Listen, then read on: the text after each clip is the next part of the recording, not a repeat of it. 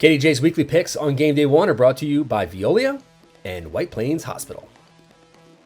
It is already week 7 in Section 1 football. The regular season is coming to an end. Where did it all go? I feel like we were just at media day last week. We weren't. It's almost the playoffs, and a lot of games this weekend will determine who gets into the playoffs and those playoff seeds.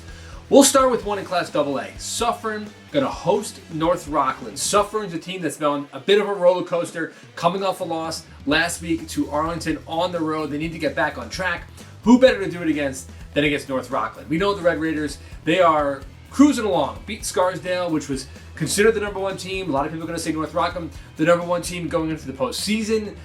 The Red Raiders, though, are going to have a challenge here because this is going to be a difficult matchup with Jeff Joseph and Finnegan Mitchell and all the skill talent that Suffern has, because this is something that North Rockland has struggled with, is slowing down a team that has depth of talent at the skill position, right? So this is a tough matchup for them. I do think North Rockland was on to win this game. I'm going to take the Red Raiders to win 20-14, but I think it's going to be another nail-biter in Class AA football, which is what we've seen all season. The regular season has been great. The playoffs are going to be special. A team that's looking to secure a number 2 seed in their league in Class A, that is Yorktown taking on Brewster. The Huskers got to win this game to get that number 2 spot. Now, if you look at this Yorktown team, this is, Somers and Rye. They're considered the 2 favorites in Class A. Yorktown was right there with both of them. They had a chance to beat Rye last week. Tyler Galante, 236 all-purpose yards, 6 tackles on defense.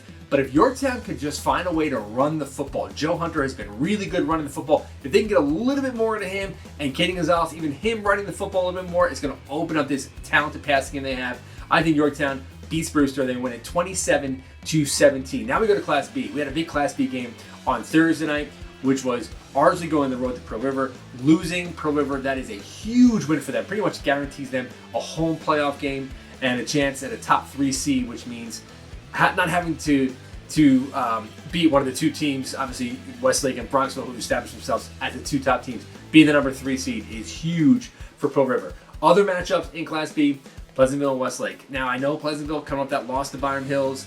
This is a huge rivalry game for these 2 programs, with Pleasantville taking on Westlake. Westlake's undefeated. They're the team sitting at the top of the Class B standings. Pleasantville was the number 1 team in the preseason. Would anything make Pleasantville's season and turn things around going to the playoffs more than beating Westlake? I don't know if they're going to, but I could see them really giving Westlake a scare. Westlake just is too talented, too many backs here. With Nick DiNapoli, Harry Hudd, Braden Langeza. He has really done well taking over the quarterback role for this Westlake team. I think they find a way, 27-20 win over Pleasantville. But man, this is going to be a good one. And then another big Class B game, Nanuet Byram Hills. I mean, this could come down to, with things breaking certain ways, Byram Hills might need to win this game to get to the playoffs, which is a lot. Saying that it's a lot because they beat Pleasantville the way they did last week. They're going to be home on Saturday afternoon against this Nanuet team, which has been really good at times and then really struggled at times.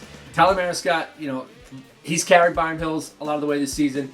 If quarterback is an issue for injury-wise for Byram Hills on Saturday, Mariscott's got to be the guy. I think that Byram Hills finds a way. They win this game 20-13 over Nanuet. The defense is going to come up big for them. We have some other big games. Obviously, I think Scarsdale takes on Arlington. Arlington coming off a nice win over Suffern last week. I think Scarsdale wins that game. I'm going to say Pleasantville beats Sleepy Hollow. Sleepy Hollow needs to win this game in Class A to get into the postseason. And then I think Nanuet beats Clarkstown South. A really good, interesting cross-league matchup, non-league matchup in Class A. Nanuet going to take down Clarkstown South. Now, obviously, the big game of the week. That is Rye Harrison. That's where I will be on Saturday afternoon. And that is a 3 p.m. kickoff. You can watch that game, pretty much all these games, on Local Live. Rise, we know. Last week they really hadn't been challenged for about 4 or 5 weeks. Despite the score against East Chester, really hadn't been challenged where they were last week against Yorktown. I think that was a very important game for Rye.